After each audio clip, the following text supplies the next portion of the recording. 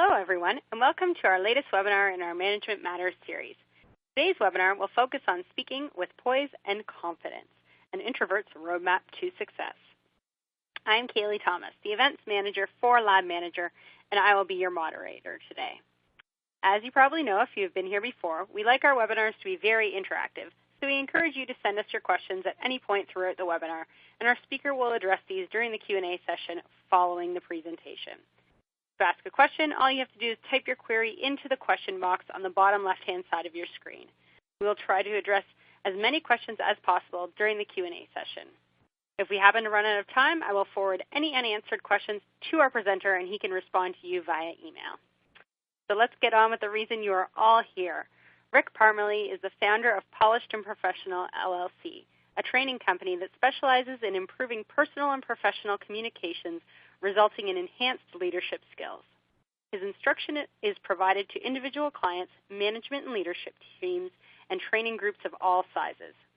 After teaching undergraduate chemistry at West Point, New York, and Juniata College in Huntington, Pennsylvania, Rick joined ResTech Corporation in Bellefonte, Pennsylvania in 1997. Until recently, he directed ResTech's technical education program and taught chemistry and separation science theory to hundreds of clients throughout the world. With 30-plus years of teaching experience, Rick teaches science and communications courses to audiences of all sizes, both stateside and abroad. He has traveled to Europe and Africa and parts of China, working with individual clients as well as a number of groups, including NATO officials, technicians at the UN Pesticides Laboratory in Austria, and scientists at the University of Nairobi. Welcome back, Rick. Thank you very much, Kaylee. I appreciate it. Good afternoon, everyone.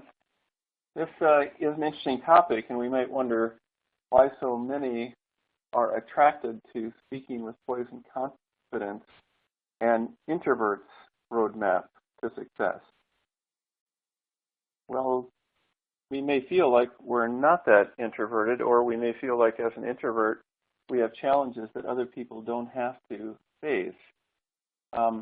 In her book, Susan Cain, she wrote the book Quiet, The Power of Introverts in a World That Can't Stop Talking. She makes this point early in the book: one genuine new relationship is worth a fistful of business cards. She's a person on the one-on-one side of being an introvert, where extroverts, as you know, sometimes speak to large groups and do it what seems to us to be almost effortlessly.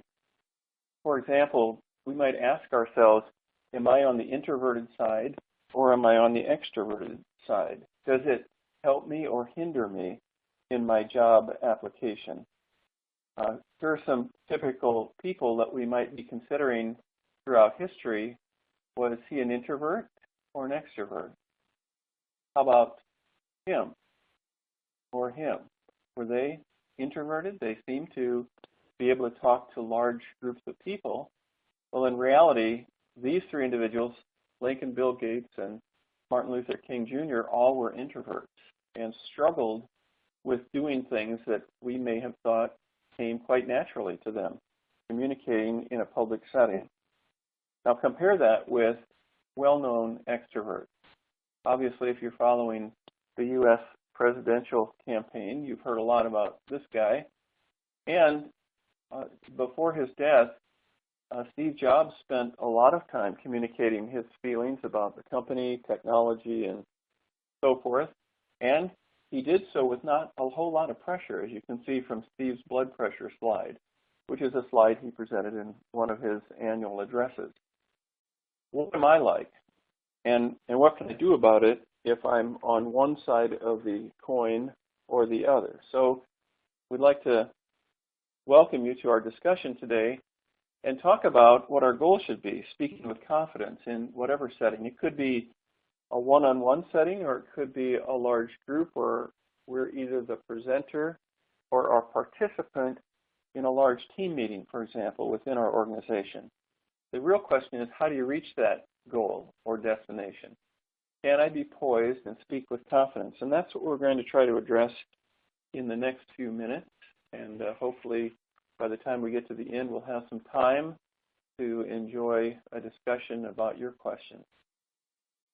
So anytime you want to reach a goal and reach a destination, you need some sort of roadmap, and I'd like to lay that out for us right now. We're going to talk about 5 areas in this discussion. We're going to start by what introverts do and feel, and in some cases we'll contrast that with what extroverts are like. Secondly, attending meetings and listening, or maybe just meeting people and listening. We'll try to clarify that. Third, we're going to talk about communicating in all circumstances, and then the formalized meeting for and by introverts. Now, you at some point might be called on, if you're an introvert, to conduct a meeting. That also is an important aspect of learning how to deal with this personality that you're saddled with or blessed with, as you may view it. And number 5, nonverbal messaging, which sometimes gets introverts into a little degree of trouble, but we'll talk also about that. To start out with, you may have heard of DISC, the DISC, and many of you may have taken a DISC in the past. Really, the question is, what is the DISC? And the simplest answer is contained in a tool to understand behavioral styles.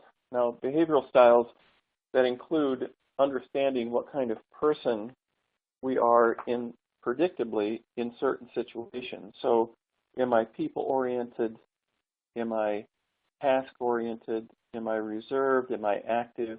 Those are the basic 4 quadrants of the DISC. And then as you take this very simple analysis, you're able to identify your style as shown here on this plot. This individual, his D is down here, but his I is much lower. And then S and C seem to be the dominant part of his characteristics. And this style type is very typical of what an introvert is. Just to briefly give you an overview, a D style tends to talk very easily and accessibly, is direct. They may at some time be termed assertive or demanding. They focus on the big picture and they can make decisions quickly. The I tends to be gregarious, talks a lot, is animated, tends to talk about people they know and are close to. They don't focus too much on the detail. They don't listen for very long before they're off talking about something else. They appear a little bit disorganized, although that may not be true, and also it's just a generality, and not all people fit the exact styles precisely. There is some variance within each. The S and C styles are actually on the introverted side of those quadrants, and that introverted side is the reserved side. So the C, for example, might be classified as quiet, but they're very deliberate and controlled. They're analytical. They focus on the details. They may be very critical, and the criticism isn't really an opinion or personal, but the criticism is based on the facts as they assess them. The S is very calm and thoughtful. That style listens carefully, agrees with you, and is encouraging. They're easygoing. They appear thoughtful. They ponder alternatives, and they're slower to make decisions. They might even say to you, well, let me think about that. So wherever you fall on this scale, if you're a true introvert, you're probably one who is on the S and C side. And we're going to talk about those individuals particularly during this presentation. And I hope that doesn't disappoint some, because whether you're an introvert or extrovert, knowing how an introvert talks and feels, well, that's helpful in managing your team. So I hope that helps you as well. So what does an introvert or an extrovert do and feel? We'll contrast them here. First of all, introverts are energized by solitude. They absolutely need it in their daily schedule. Contrast that with the extrovert, who's juiced by people and activity, lots going on, a lot of pressure that makes them feel kind of wanted. Also, if you think about it, the introvert is reserved and thoughtful, while the extrovert tends to be more enthusiastic and talky in their approach to dealing with management. It's interesting that many introverts will say this. Now, extroverts have trouble ascribing to this, but the introvert says they think first and talk later, but the extrovert talks first and thinks later. Think of Donald Trump and contrast him with maybe Lincoln. Lincoln would take a tremendous amount of time before he would move on and make a decision. He had criticism from his Secretary of War, Stanton, about that, and he was a known introvert. Donald Trump, he'll make a statement and then try to support it by fact later, or maybe not. Another contrast, the introvert prefers writing to talking, so written communications is in the forte of the introvert. The extrovert definitely prefers to communicate openly and verbally. Now, how can an introvert overcome some of these apparent limitations? Well, let's take an example. An example of that, overcoming that, is contained in the fear of public speaking. It's been judged as some of the biggest fears people have today, and actually it doesn't need to be. We'll give you some tips on how you can overcome that fear, but again, we're looking at a situation where the introvert has this personality style. It's wired into them. We're looking for mechanisms to overcome that. And either of two good books, the book Quiet that I mentioned by Susan Cain, or the other book, The Introverted Leader, Building on Your Quiet Strengths. Conweiler is a PhD, Jennifer Conweiler. She's written a couple of books. Another one is Quiet Influence. Either of those are available on Amazon, and I'd recommend if you're an introvert and interested in changing some of the ways you're perceived, these authors do an excellent job of that. So in public speaking, first of all, prepare yourself. The 3 P's that are referenced here are prepare, prepare, and prepare. That's pretty easy. Now, it might be coffee. That may be part of your preparation, but we're talking more about things like getting up to the microphone and actually practicing what you're going to say long before you have the uncomfortable feeling of standing up there and talking without any preparation, and that is very uncomfortable for an introvert. Also, think of preparation in terms of seeing if you can take your discussion or talk and record it, either on a recording device, such as shown here. Some of you may not know what that recording device is, but that's an old reel-to-reel recorder, or in front of a live audience, perhaps a colleague, a mate, a colleague, somebody that would listen to you and give you some critical feedback about that, about how you are performing. What are you saying that causes them to feel differently than you want them to feel? Where can improvements be made? Look for these practices to be opportunities for improvement in your performance. Next, prepare your audience. Because really, it's about the audience. What do you know about the audience? Are they all scientific in orientation? Are they administrative? Do they have operational characteristics and responsibilities within the organization? Do you know them well enough to know whether they're an introvert or an extrovert? The way you approach them might be entirely different if you can find out that information. If it's a talk at a large public gathering, maybe a scientific conference or meeting, it may be necessary to do a little more hard work, figure out who's going to be attending, and then research who's there. For example, of the 800 or so that were signed up for this call today, I made an effort to look down through the registrations just to see who might be there. And there are people from academia, both within the U.S. and outside the U.S. There are people from business within the U.S. and outside the U.S. So there's a broad variety of people, both in research and development, as well as more operational sides of organization, at least by title. So you can do some background research on your audience and try to prepare for them. If you have the opportunity, visit the venue. I'm going to be at Pittsburgh conference in March in Atlanta, and so I will try to arrive on Friday evening because my first workshop starts on Saturday, and I'll try to visit the classroom that I'm going to be in, the venue, perhaps see how the AV is set up.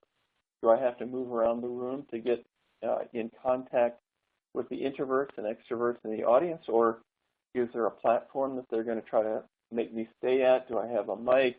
Is it a remote mic? All of those things will help you build your confidence before you start the actual presentation.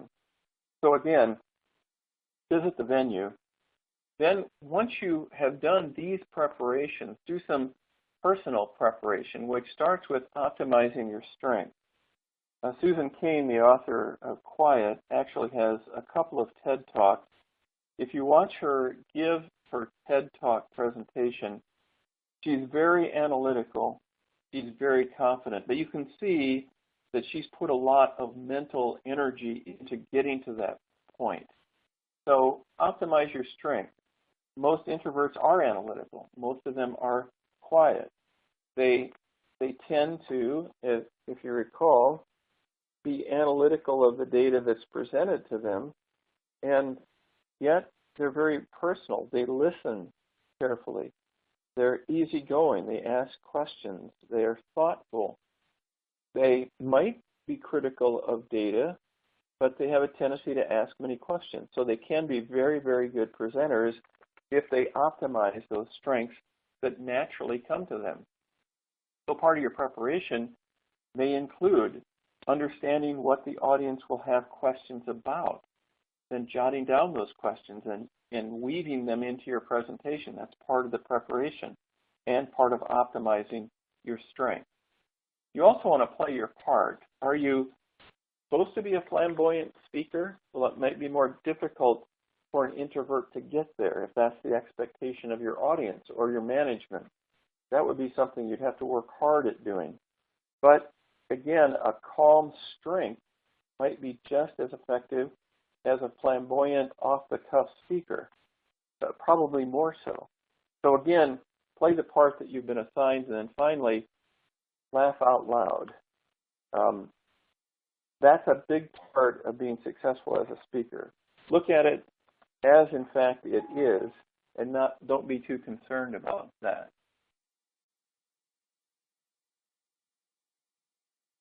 All right, so what's a good template for speaking in front of an audience?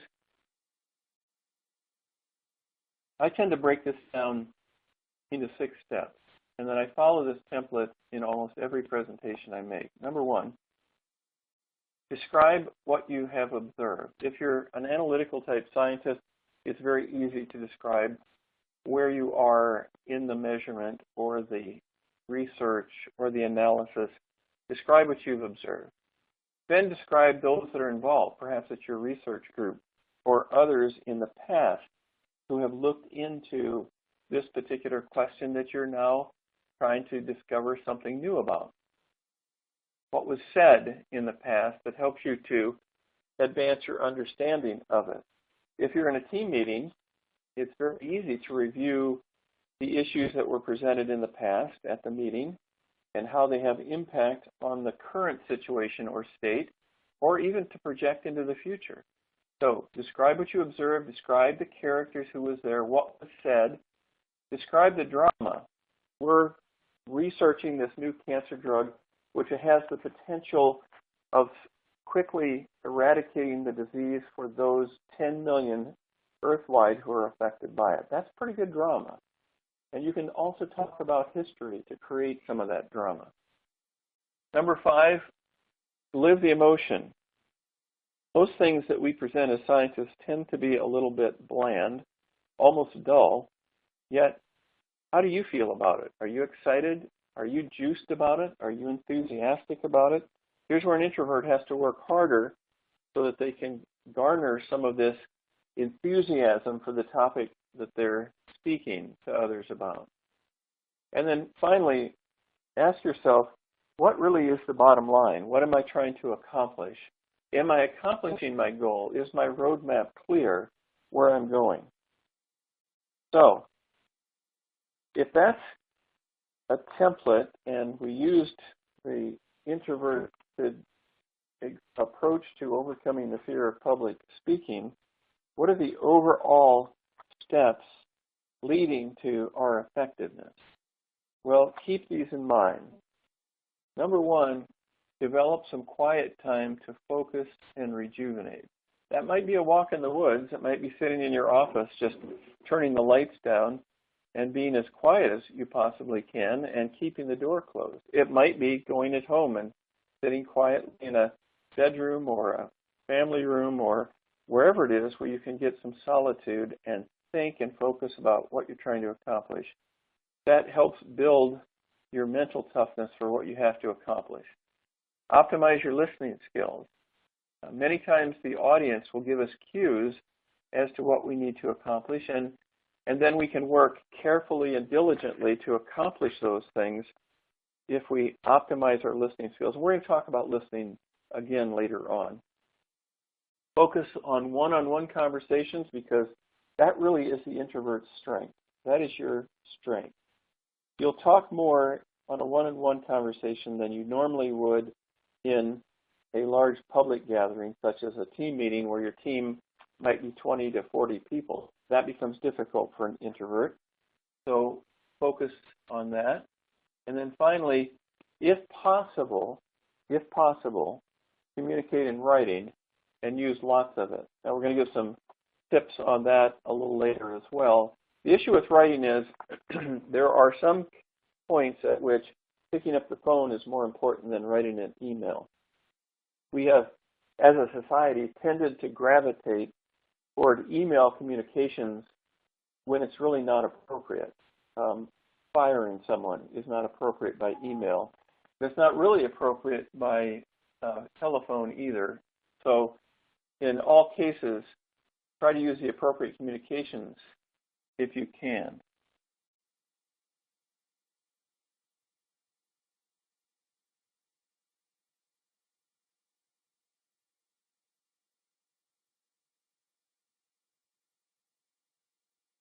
Am I still connected? Yep, Rick, are you still there? Leah's advancing the slides for you, so keep going. Okay. She's got you up to speed. All right, that's fine. The next slide has to do with meeting and listening. And in all cases, in our meeting and listening, we want to make sure that we take into account the other person. And I want to just go through a scenario that I use in meeting people when I'm at a national conference or even new in a company or organization. I try to meet with people and really exemplify a listening posture. Here's what I mean.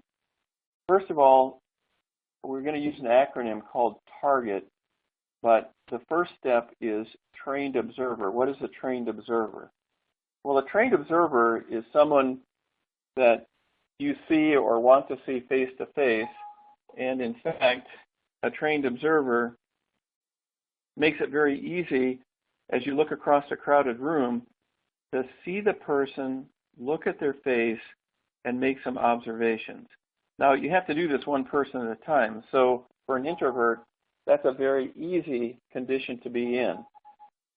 We constantly are observing anyway as people, but looking at one individual, we say, are we open? Is he open? Is he outgoing? Does she talk to others? But just do this with one person at a time. Then the A in target, ask questions. You might start like I might. Hi, I'm Rick. What is your name? Why are you here today? Tim or whoever. Again, the A allows us to just get a simple question out so we can start the conversation. Then R is repeat back. Oh, Tim, Sorry you had a rough time traveling here. You notice now that we've used the person's name twice. Then the G is greet again. Well, you know, Tim, it's very nice to have you here, so welcome. Have a good meeting. I'll try to do the same, Tim. Again, you're repeating the name so you'll remember it. The E has to do with enthusiasm. What a nice meeting, or what a nice conference, or wedding, or event, or whatever. And you'll note here, even a pit bull can smile. So try to have a pleasant, enthusiastic response. Sometimes we as introverts are so focused on accomplishing our mission just to meet this one person, we forget to be a person. We forget to smile and enjoy the conversation. So again, those are all pieces of advice that I've found to be effective. Oh, the T, well, the T is thank the person. After you have some small talk, just say, thanks again for taking your time, Tim. Great to meet you here, and I hope you enjoy yourself the rest of the day. So those are kind of one-on-one pieces of advice that I use when I'm dealing with my stress over meeting people and getting to the crux of introducing myself. So you might ask ourselves, well, overall, what are some of the keys to good communication? Well, the key that I find is communicating in a way that shows that I'm interested in people. What does that mean? Well, the first is active listening.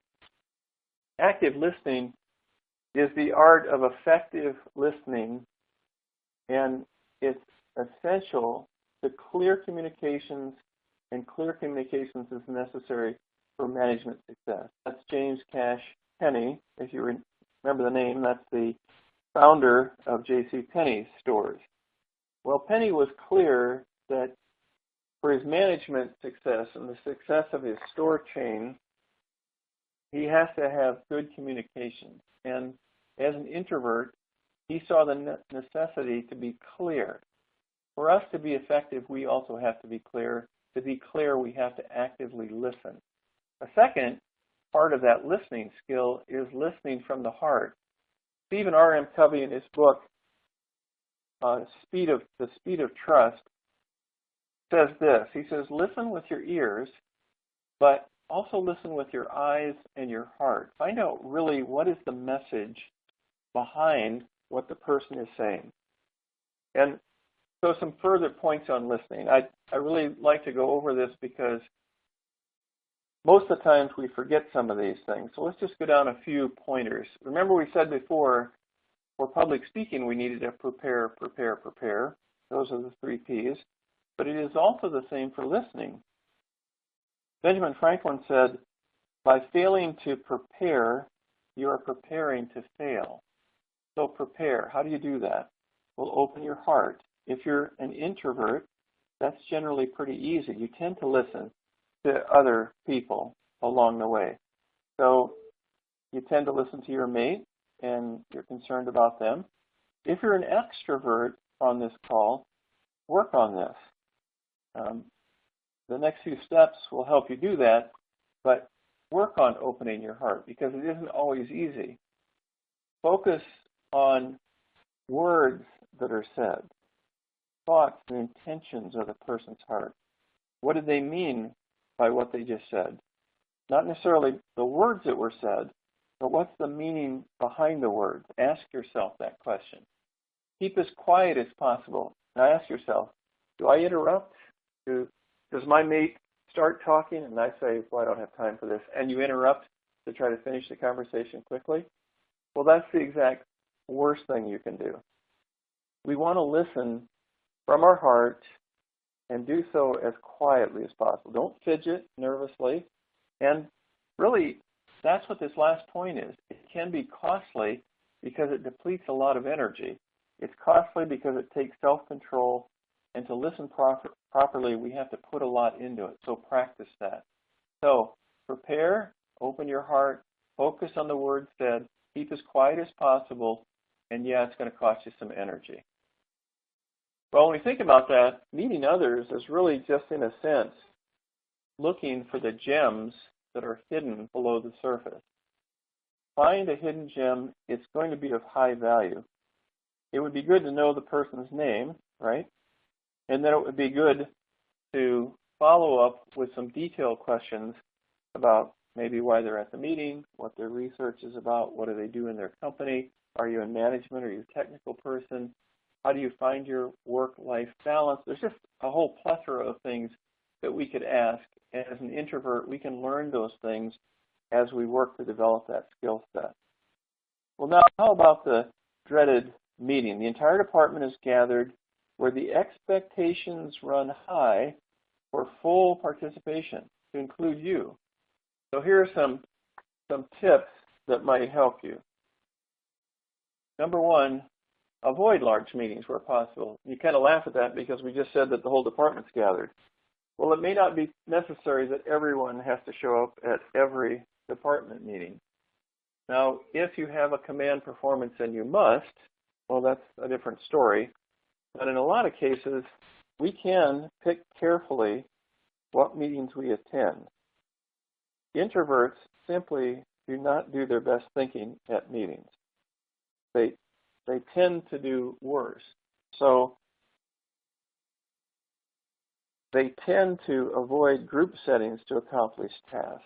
Not that they can't work in a team or a group, but more often than not, they're stimulated, as we said earlier, by solitude, and they work alone.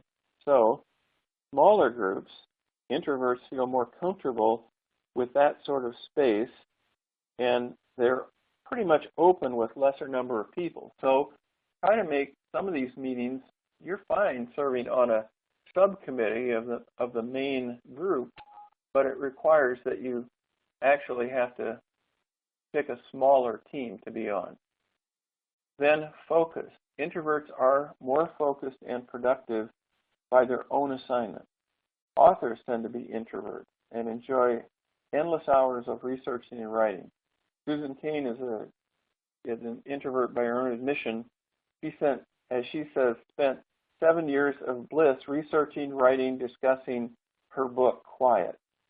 And then finally, a meeting tip is try to see if you can get an extrovert to slow down a little bit. If you're an extrovert, you really want to slow down some. And then finally, introverts appreciate organization. They're mostly S and Cs, so they would. And they appreciate an agenda along with deliverables. They want to start on time and they want to end on time. So where possible, if you're dealing with introverts or you are one, recognize this fifth point. So if what you say is that, then what you do is of high value and perhaps even more important. So if what we say is important as introverts, what we do as introverts can have an impact on people definitely around us. And frankly, there are some keys to nonverbal messaging for introverts. And we're going to try to address some of these. Introverts, remember, are stimulated by silence, solitude. Now, what does that do to others when we're stimulated by silence and solitude? Let's say they come bouncing into our space, maybe our cubicle arrangement. If we ignore them, that sends a cue to others. It sends the cue that you don't like them and you don't want them there. Now, that may be true deep down, but really we can't function in an extroverted world that way. So we have to make an effort to change. So the question is, where am I comfortable as an introvert? Where's my active comfort? How can I adjust to fit in? What are my boundaries? Can I push those boundaries? Can I send positive vibes to help me and my career? There's an invisibility that is comfortable for most introverts, but can adversely affect your career. There'll be lost opportunities. Ideas won't be heard. You'll lose your personal power to affect change in the organization.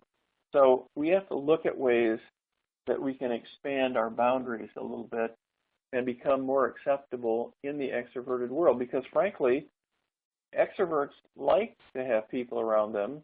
That's why they're bouncing into your space, because they feel very comfortable doing that. So silence is that first active comfort position. quiet time does recharge the introvert. It, frankly, fuels the energy for the introvert to do more. So when possible, on the one hand, protect your quiet time by scheduling time to meditate, to think, and reflect. In a time management course that we have done for folks, we tend to tell them schedule even time to rejuvenate. Now, it may not be during the busiest times of the day, but it could be early in the day, late in the day. Maybe when your whole team is out for lunch, you can schedule some quiet time. Try to reduce, for the introvert, try to reduce your surrounding stimuli.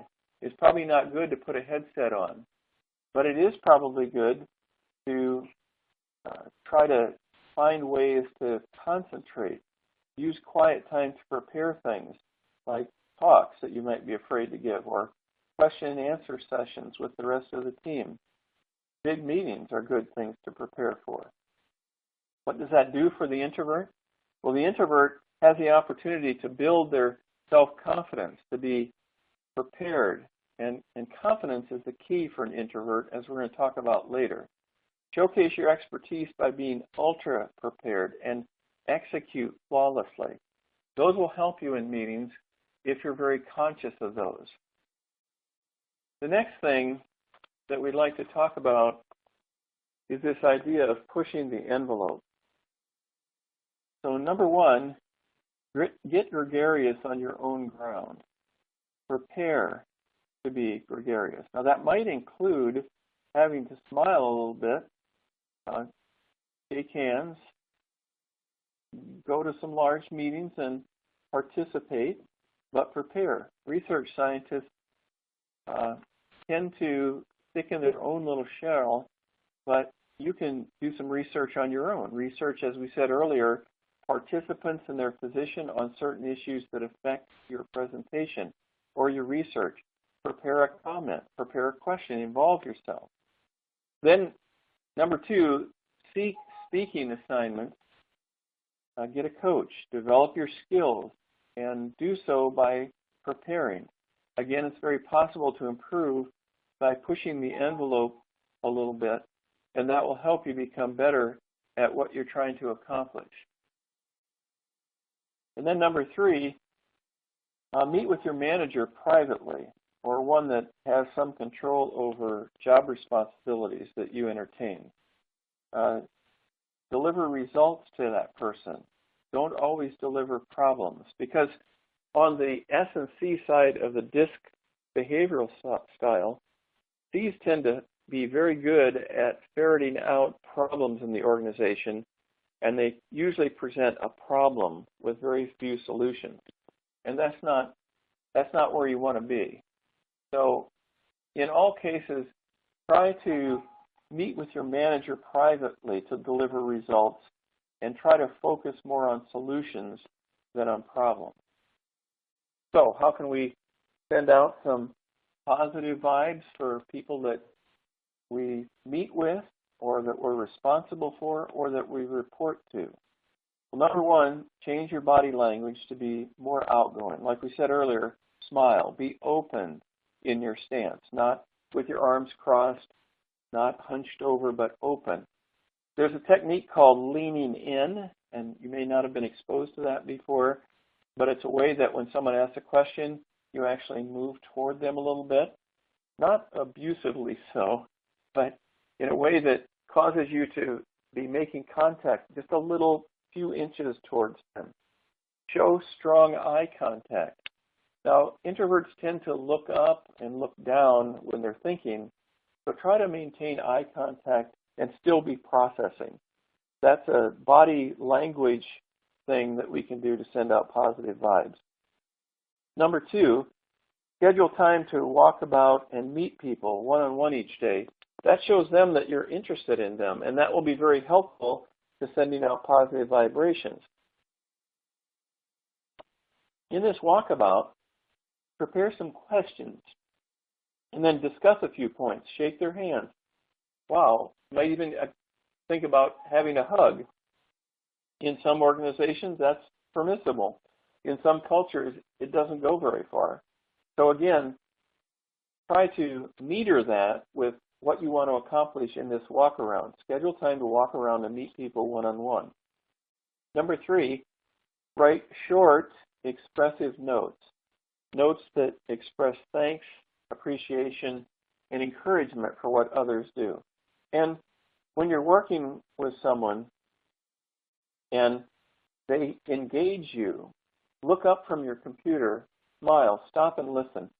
You might even take your hands off the keyboard and turn toward them. In that way, you're sending out positive vibes as an introvert. Yes, it does take energy as an introvert to accomplish some of these things, but you'll be rewarded by your increased contact with people. So, let's think about, before we close up, a few things that yield success for an introvert in an extroverted world. Well, first thing we talked about was preparation. In the spider web, the spider prepares for days, or could be as short as overnight for the next meal, depending on the intricacy of the spider web that he's weaving. Can we prepare overnight, carefully weaving our thoughts into our presentation and our meeting arrangement, our questions for the audience? Can we prepare in a way that will get positive results? Lincoln said on preparation, he's a classic introvert, he said, "I will prepare and someday my chance will come." So are we preparing with anticipation of getting a chance to ask that question or answer a question that you know is before a group? So preparation is definitely key for the introvert. Number 2, for the introvert, this is difficult. Command presence. Do I own the room? Can my audience feel that I own the room? Frequently, we evaporate in terms of poise and confidence when we get in front of a room if we're an introvert. But we can work on that. We can be coached through that. Can the audience, when we walk into the room, feel that we're in charge of that room? Poise and confidence will do that for us. The way we carry ourselves, our greeting, looking people in the eye, shaking hands, that's an advantage many times that males have when they walk into the room. If you're an introvert and a female, the same thing can apply. Make eye contact and shake hands. It will help you make connection with the audience. Ann Peterson, in her book, My Style, My Way, she's talking as an extrovert. She says, how you carry yourself speaks volumes about how you feel about yourself. So this second point of command presence is really a very important one for introverts as well. Number 3, stretch your zone. Do we confine or limit our own abilities? Can we get outside our own self-defined box? Eleanor Roosevelt, an introvert, said, "You shouldn't worry so much about what others think of you if you have realized how seldom they do." That is, think. So remember, the extrovert tends to speak first and think later. We want to be known as someone who thinks first and speaks later. In reality, Thomas Edison was correct when he said, if we all did the things we are capable of doing, we would literally astound ourselves.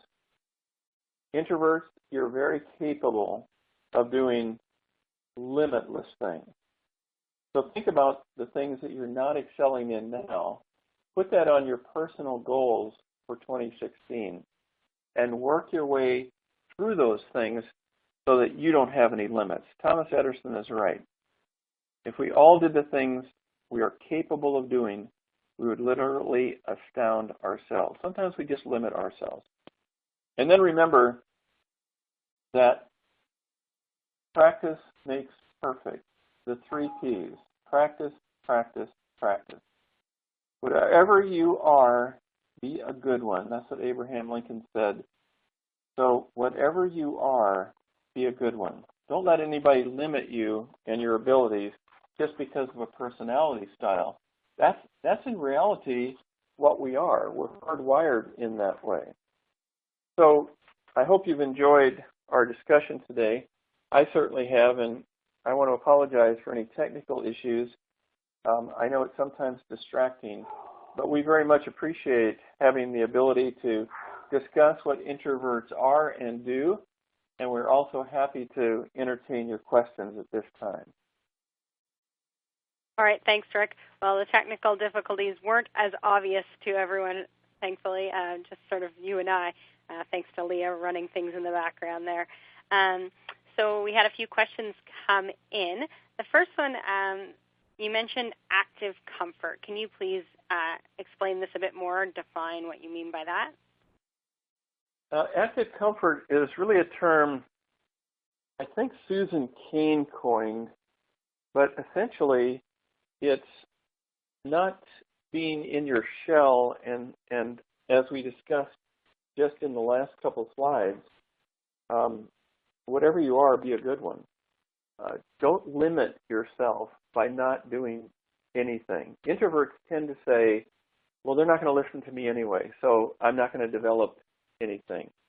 I'm going to sit here and not use my time effectively. And what I'm saying with active comfort, and Susan Cain does as well, use that time to increase your ability to know how to be extrovert, to work on questions for that upcoming meeting, work on the talk that you're going to give, meditate on the work that you're doing, and not be so concerned about overanalyzing as if you're a high C, which is an introvert, and don't be so worried about not having the ability to finish a project on time, which is what is characteristic of an S.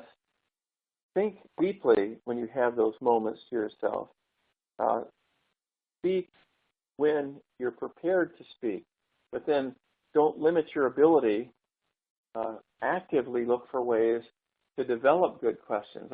I know one person told me when she would go to a meeting, she would try to get the agenda in advance and develop questions that she had about the agenda items, and then try to think about what other people think about those questions and develop further questions. So again, use that time to get comfortable with who you are in your skin, and then actively promote yourself as an introvert. There's nothing wrong with being an introvert. Perfect. Do you have any suggestions for helping those who struggle with eye contact? Is this an issue that we really need to be concerned with? It is an issue that we should be concerned with. So the answer simply is yes. The struggle part is a struggle. I struggle with it myself. And I try to ask myself, maybe just subliminally, I'm not sure, but I ask myself, am I looking at the person in the eyes? And I try not to focus on their mouth, and I try not to focus on their hand motion, but I ask myself, am I thinking and looking them in the eyes?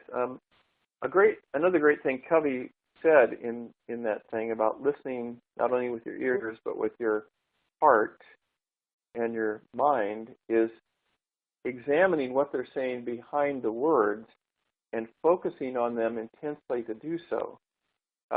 At least when we're speaking, we should look them in the eye. So that should be our initial goal, and especially in the public setting, when we're giving a discussion or talk, I tend to go to individuals within the audience. When I set up a classroom, whether it's 20 people or 200 people, I make sure that I have the ability to go out in the audience and talk to people. So it helps me with my introversion to go to the person I am talking to. They usually have a tent card or a name tag on, and specifically address them by name and then talk with that individual. Then I look around the room and say, does that answer the questions that might have arisen as a result of Jim's question? I do that naturally because it increases my chance of looking them in the eyes and talking directly to them. So it is a skill that can be developed. And Susan Cain does address that in her book about being confident enough to look people in their eyes and eye contact. And I would encourage, I'm not her salesman, but I would encourage you to look at acquiring that book. It's another technique. Okay. So the next question is, you mentioned not fidgeting. How do you practice not fidgeting while listening? I love that question. Yeah, because we all have a lot of nervous energy, and fidgeting is a nerve issue. I know when I'm in a setting, and my wife tells me I do that, she tends to attend some meetings with me, and when I'm answering from the audience, my foot tends to move radically one way or the other, and she just reaches over and kind of kicks me a little bit.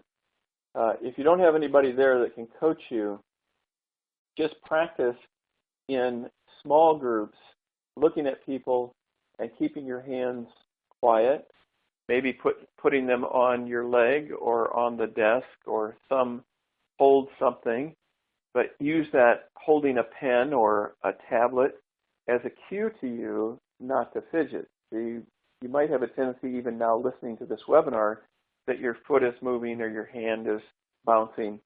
Those are very common for introverts to try to overcome. Highly energetic people like extroverts struggle with the same thing, but they convert that energy into speech. And so you'll see Donald Trump when he's speaking, his hands are waving all the time. And that's part of the energy that exists in his personality style. So for us introverts, we want to bottle all this up, so it's got to come out somewhere. It doesn't come out in speech, and so our legs and hands tend to move. Try to convert some of that energy to thought and do something in the background that other people aren't watching you do. Perhaps you can take notes, and that will take some of the nervous energy. I know that's a technique that some introverts use as well. But whatever it is, try to minimize the fidgety, distracting nature of our personalities and convert it into something more positive, like note-taking, calm yourself by thinking, or number 3, just lay your hand one place or another to give you a cue that you are tending to fidget a little bit. All right, perfect. Back to the eye contact. In some cultures, looking in the eyes is considered staring, which is rude. Should we be aware of that? Yes, that's an absolute excellent observation. I just gave a presentation dealing with this same topic at a local university, and there were multicultures there, from the African continent to Asian continent to the U.S., European, and where in Europe it's acceptable to make eye contact, in Africa it is not, and we talked about that. Part of the issue is we have to be aware of some of those things. If at one point I talked about handshake and maybe hugging in some cultures, I demonstrated to this audience in the local university. There was an Asian woman sitting there, and I said, so what if I walked over and I leaned forward and I started to put my arm around her? She physically withdrew, and I said, so there's my point. In some cultures, physical contact isn't really promoted, and in fact it's discouraged. In some cultures, eye contact is discouraged and not promoted. So again, we have to be careful and be aware culturally. If you have a multicultural audience, it'd be best to do a little research on that, and that's where the names in advance help you to research your audience a little bit. Perfect. The next question is, how do you know if you have an extrovert audience or your audience is extroverted? What are some clues that you can sort of tell? Some of the clues, if somebody is an extrovert, you can watch people and get a pretty good idea. They'll come in, they'll be very direct with other audience members or with you. They might appear to be rushed, Both of those styles tend to be late when it comes to coming to a meeting, so look for the people who last arrive. They might even appear rude, and during your presentation they might say, I don't get which way you're going. Give me the bottom line on this. How does this benefit me? They might be impatient, and they may interrupt, but that's not a bad style in business, so you have to deal with them. Other sides of that equation on extroverts, it may be totally different. They might be open and friendly. They talk very gregariously, enthusiastically, excitedly. They won't focus on the details. They won't listen to you very long. They might even ask the same question several times, and they might appear unorganized. That's the I style. And they also will arrive late. So again, you can assess an audience once they're there by their job title. There are introverts who are leaders within the organization, Abraham Lincoln, Martin Luther King Jr. There are extroverts by job title in an organization. CEOs, CFOs, C-suite people tend to be extroverts, but that's not always true. So I would rather, when I'm in a presentation situation, assess the audience when they arrive, and then I kind of get an idea where the extroverts and the introverts are. The introverts will come in, they'll usually sit down, they'll be very quiet, and you'll have difficulty making eye contact with them and drawing them out as you do some setup. I always arrive very early so I can meet everyone, even in large audience, as many people as I can meet, and I can kind of judge the audience based on that initial introduction. Perfect. Now, is there a way to prevent brain freeze when giving a presentation? Say that again? Is there a way to prevent brain freeze when you give a presentation, so you just freeze and can't remember or think of anything? Is there a way to prevent that? I think there are very good techniques to present that, but first let me present the dark picture. When I was in high school in the Midwest many years ago, I had a very good friend who we were like brothers, and we were in a speech competition against one another, and he decided that he would write down all of his notes on the palm of his hand. But he was a person who, although in very good physical shape, young guy, his hands sweated a lot. So somewhere during the discussion, he wiped one hand palm across another and looked down to consult his notes, and they were gone. So I wouldn't recommend you do it that way. But I would recommend, and I do recommend in coaching public speakers, I do recommend that you do write some notes as inconspicuously as possible. And there are some ways to cheat on use of notes. If you have a PowerPoint, I don't recommend that you stand during your talk reading from your slides. But I do recommend that your slides, as you saw in this presentation, be short, succinct thoughts that you can quickly glance at, get your mind back engaged, and get the brain freeze thawed out.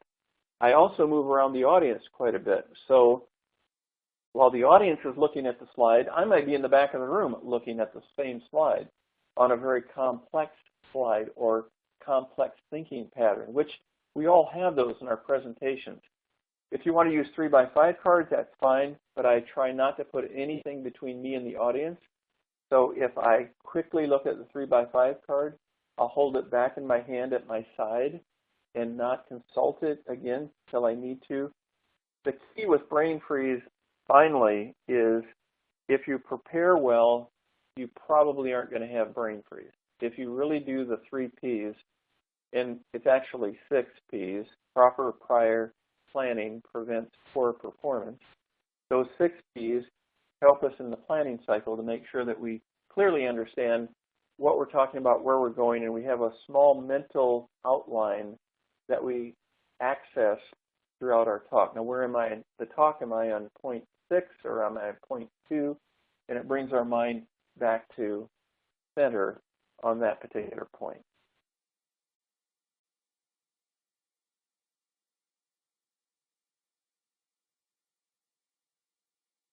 Okay, well, Rick, that brings us to the end of the questions and our time that we have today. If you have any follow-up questions for Rick, as you can see, his email address is on the screen there. Please consider reaching out to him because he is a true expert in our field. We would like to remind you that this is an ongoing educational webinar series. If you have any suggestions for topics, please contact us. We'd be happy to try to take them on board. And I would like to thank Rick for all his hard work that he's put into this presentation. And I wanted to thank all of you for taking time out of your busy schedules to join us today. Please consider tuning into our next webinar on Thursday to discover how to manage your laboratory informatics. Simply visit labmanager.com for more details. Thank you, everyone, and goodbye.